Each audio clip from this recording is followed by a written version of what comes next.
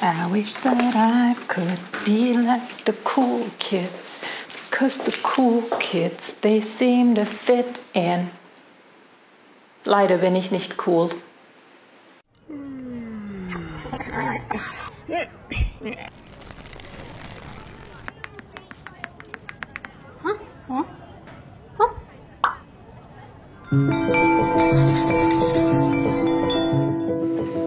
Tja, es sei denn, man war oder ist so ein Cool Kid. Wahrscheinlich haben die meisten von uns so ein inneres Gefühl oder Verlangen im Leben schon einmal gespürt. Es ist ja ganz interessant, dieser innere Kritiker, der in uns steckt und der uns sagt, dass wir eben nicht so sind, nicht cool. Vielleicht sind wir zu langsam, zu dick, zu hässlich, zu arm, zu dumm, wie auch immer. Aber es gibt ja diese kleine und doch recht laute Stimme in unserem Kopf, der uns sagt, dass wir eben nicht gut genug sind. Ja, und wer hat ihn denn erschaffen? Und warum?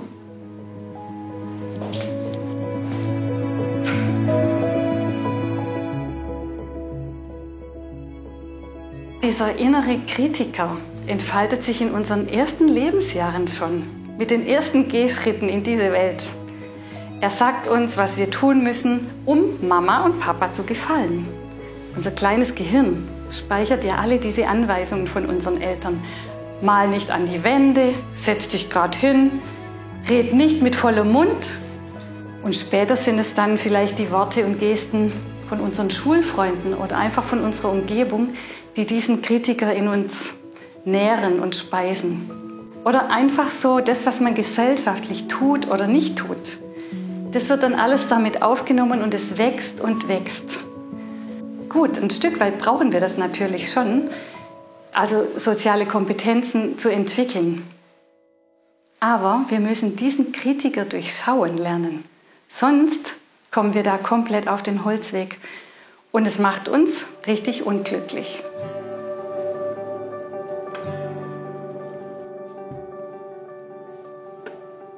Der Kritiker in deinem Kopf ist wie ein schlechter Coach, der dich immer wieder antreibt, besser zu sein, ohne dir den für dich richtigen Weg zu zeigen.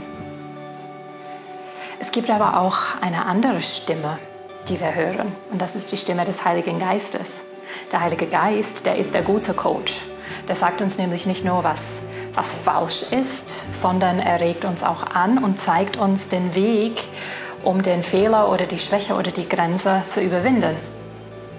Vielleicht findet ihr hier auch eine Verbindung zu dem, was wir in unserem letzten Video über konstruktive Kritik gesagt haben. Es ist nämlich so, der Heilige Geist, der sagt uns nicht nur, wo wir gefallen sind, sondern er wirft uns auch den Rettungsseil. Und den Heiligen Geist, den sollten wir echt in unserem Kopf und in unserem Herzen wohnen lassen, ihn sogar bitten, ihn einladen, kostenlos da zu bleiben. Aber den Kritiker, den sollten wir aber gnadenlos vor die Tür setzen. Das Problem ist, dass wir sie oft verwechseln, so wie wir leicht auch konstruktive und destruktive Kritik verwechseln. Das ist gar nicht leicht, sie auseinanderzuhalten manchmal.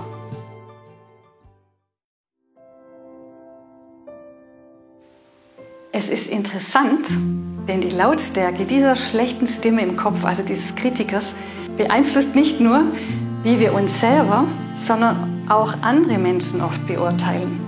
Oft nerven uns ja gerade die Dinge an anderen, mit denen wir entweder selbst zu kämpfen haben oder aber die wir schon ein Stück weit überwunden haben.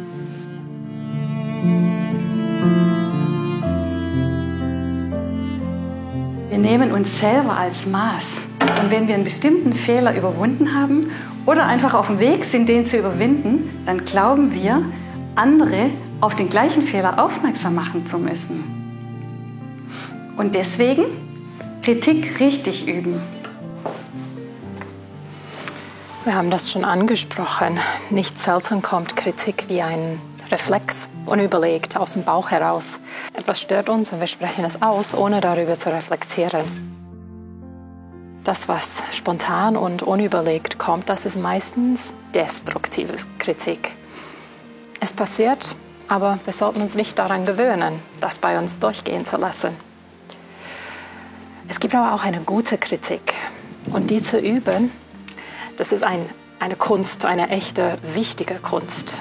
Was würde denn passieren, wenn Eltern ihren Kindern nicht beibringen würden, dass es nicht gut ist, eine ganze Tüte Gummibärchen auf einmal zu essen? Außer Bauchweh würden sie keine Willenskraft entwickeln, um sich mal durchzusetzen, wenn etwas schwieriger ist. Konstruktive Kritik ist Hilfeleistung, aber sie ist nicht leicht.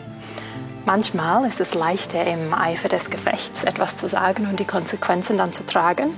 Und manchmal ist es einfach alles laufen zu lassen. Aber beides ist nicht hilfreich. Gott gibt uns Verantwortung in bestimmten Situationen für andere. Also zum Beispiel eine Mutter für ihre Kinder oder ein Chef, eine Chefin in der Firma für die Angestellten. Und da soll ich für andere was tun. Ich habe mal was ganz Schönes gehört. Wenn jemand zu dir Vertrauen hat, dann hast du Verantwortung für diese Person. Denn ja, es stimmt, nur dort, wo Vertrauen in einer Beziehung ist, da ist dann eben auch sowas wie Korrektur und dann eben auch Wachstum möglich. Also sollte ich schon gut überlegen, wann sage ich was und wie sage ich es, damit die Person merkt, dass ich nur ihr Bestes im Sinn habe.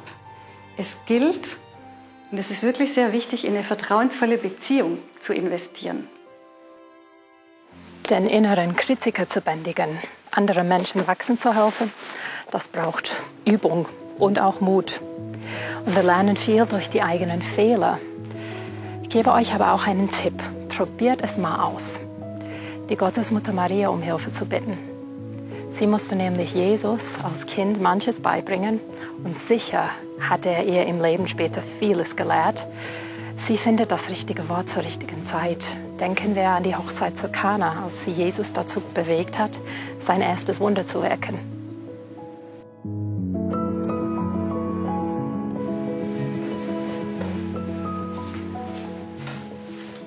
Ja, und jetzt kommt noch eine kleine Ansage. Wir müssen nämlich leider noch mal Pause machen hier mit unseren Videos für ein paar Monate. Ja, da steht eine Weiterbildung an und auch die eine oder andere Reise. Aber wir haben vor, Anfang Juni wieder hier zu sein. Und auf Instagram werden wir weiterhin posten, vielleicht ein bisschen weniger. Aber wir sind da jedenfalls nicht ganz offline. Das ist ja auch ganz gut so. Genau. Und damit ihr auch benachrichtigt werdet, wenn mal wieder was von uns online geht, dann abonniert unseren Kanal, also drücke auf diesen Knopf Abonnieren und aktiviert auch diese Glocke. Da gibt es so ein kleines Zeichen daneben. Wenn ihr da draufklickt, dann bekommt ihr auch eine Nachricht, wenn was wieder von uns da ist. Und jetzt wünschen wir euch auch viel Segen für die kommende Osterzeit. Macht's gut!